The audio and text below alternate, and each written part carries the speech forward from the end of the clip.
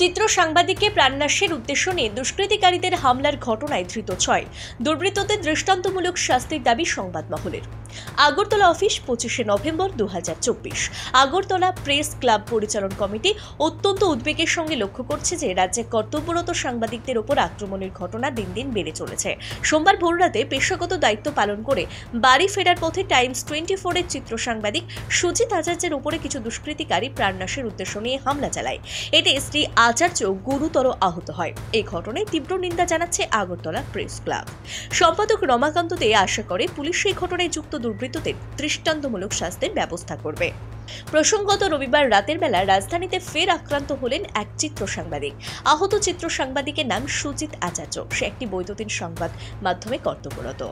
এই ঘটনায় গ্রেপ্তার 6 জন। ধৃতদের নাম শুভ্রজিৎ দেবনাথ, বাড়ি রামনগর 11 নম্বর রোডে; রিপন দাস, বাড়ি জয়নগর দশমীঘাট এলাকায়; অজয় দেব, বাড়ি খয়েরপুর স্থিত চাঁদপুর এলাকায়; মাল্টি মালাকার, বাড়ি হাপানিয়া এলাকায়; শান্ত রায়, বাড়ি ভট্টপুকুর দুর্গাপল্লী এলাকায়; বাপন দাস, বাড়ি ভট্টপুকুর দুর্গাপল্লী বালিচর এলাকায়।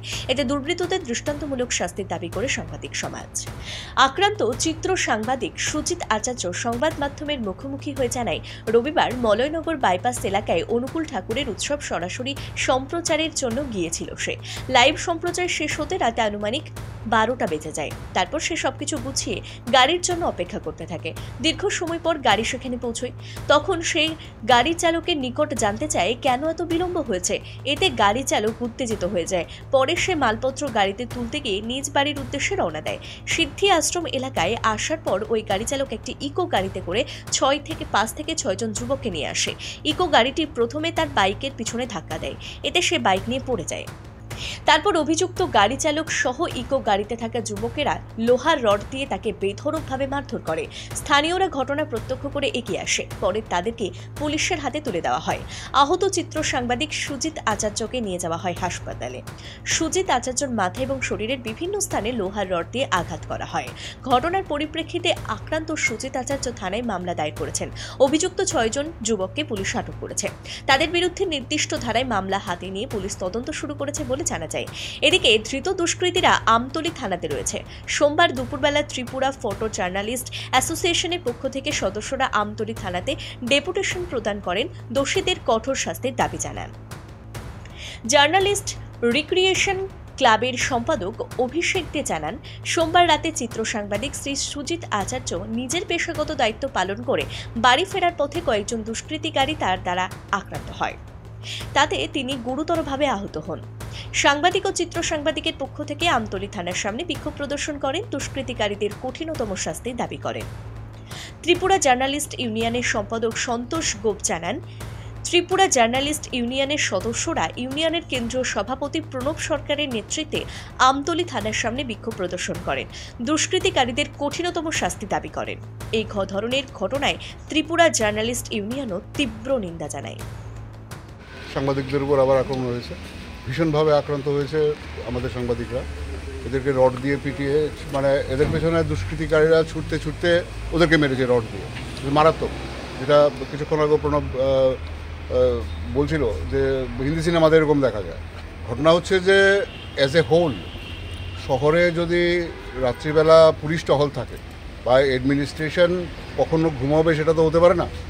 তো এই নিরাপত্তা যেভাবে সীমান্তে আমাদের প্রহরীরা জেগে থাকে, আমরা শহর গ্রামগুলি নিশ্চিন্তে থাকে, তেমনি করে রাত্রিবেলার আমরা অনেক রাত্রে যারা কাজ করে ফিরি, এটা আমাদের প্রতিনিয়ত আমরা দেখতে পাচ্ছি যে সেই অর্থে আমরা কিন্তু কখনো কোনো পুলিশ দেখতে পাই না।